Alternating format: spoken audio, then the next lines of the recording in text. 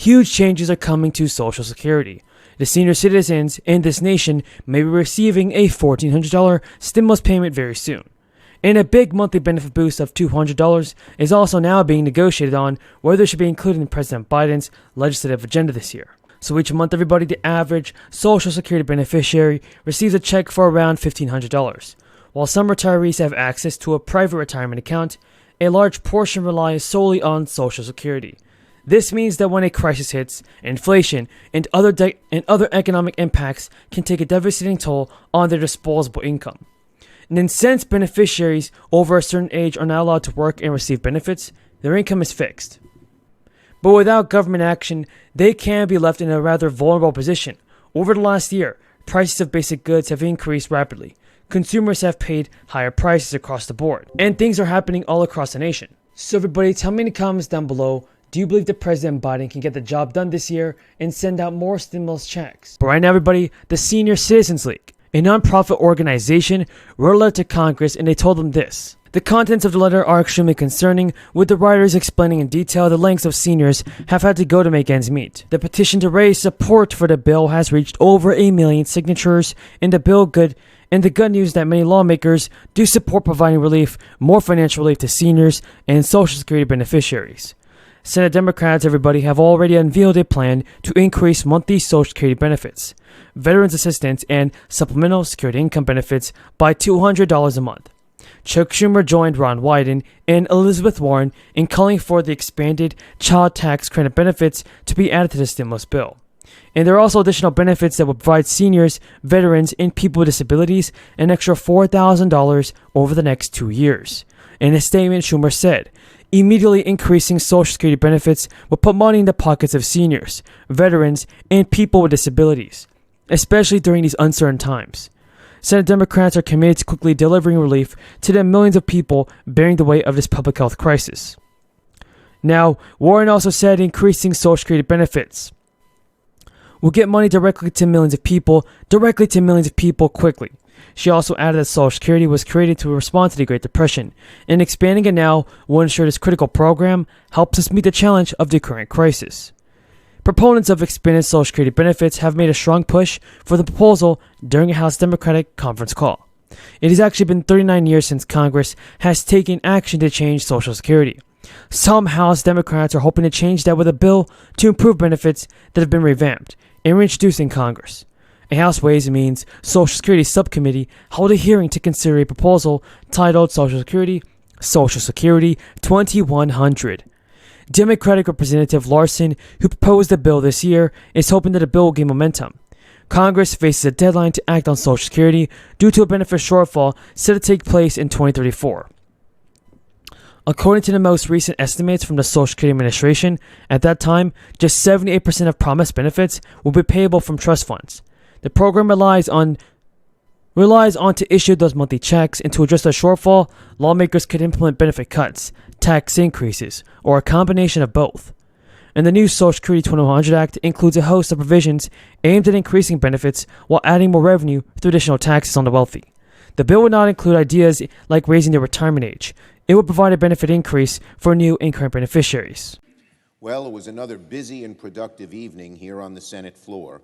Yesterday, we confirmed another 6 judges to important positions on the federal bench, and all of them, I'm happy to say, with bipartisan support.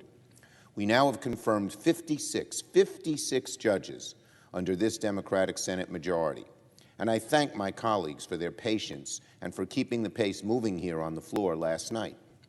There are 2 judges I'm especially proud to have confirmed. First, we confirmed Hector Gonzalez to serve as a district judge for the Eastern District of New York. Mr. Gonzalez is a most deserving, most qualified, and most inspiring individual to serve as a judge. Born in Cuba, raised in Queens, he's the embodiment of the American dream.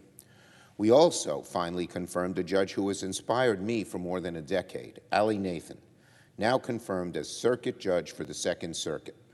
When I first met her, I thought, here is someone who is truly special. And I still believe that to this day. And to boot, she increases the diversity of the court as only the second ever openly lesbian to sit on the Second Circuit. open lesbian on the Second Circuit. I believe that's in the whole federal judiciary.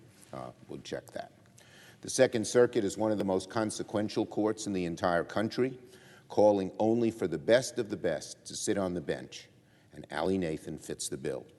I'm glad both of these nominees were confirmed with bipartisan support. On the legislative front, the Senate is pressing ahead on bipartisan competition legislation to lower costs, boost American manufacturing, and fuel another generation of American scientific ingenuity. For the information of all senators, last night I moved to file cloture on both the substitute amendment and the underlying legislation for our competitive legislation. As I've said previously, our plan has been to take up the House-passed version of this legislation and amend it with the exact same language the Senate approved last summer with bipartisan support, the U.S. Innovation and Competition Act. Once we pass this amended bill, it will go back to the House, and they will be able to request a benefits will be increasing even more for millions of low and middle income households across the nation. $500 stimulus payments have officially been approved and will begin being automatically deposited into eligible Americans' accounts very, very soon. So this is some good news, everybody, about the fourth stimulus check that you want to know. So as the crisis is still ongoing, the good news is that millions of people remain on track to receive more money this year. Residents in Maryland are eligible to receive stimulus checks under the State's Relief Act, but thousands of people still have not claimed their cash. Under the measure, qualifying families are entitled to receive $500 checks, which individuals can claim $300 payments. A total of 422,000 Maryland residents are eligible to receive the state payments. And a state official has told Newsweek that many residents are eligible, but have yet to claim their stimulus money. The state sent the funds via direct deposit for eligible residents if they had a routing number on file. For those who didn't, the payments were sent to whatever address the state had on file. Those still waiting on payments have been urged to contact the state to update their address. Some more great news for those of you that reside in New Mexico. Surprise new child tax credit payments are on the way to eligible Americans who need some help. New legislation passed in New Mexico last month. It will see bonus checks worth $175 per child to eligible families. The bill, which will also provide a total of $380 million in tax relief, includes a child tax credit boost. The tax credit depends on income level. However, it has not yet been made clear who will qualify.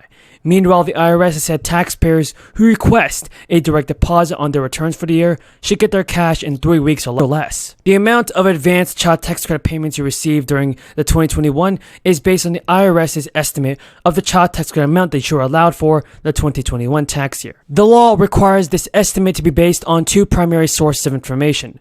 The first is your 2020 tax return. If the return is not available, the IRS will then refer to your 2019 return. As lawmakers from both parties continue to negotiate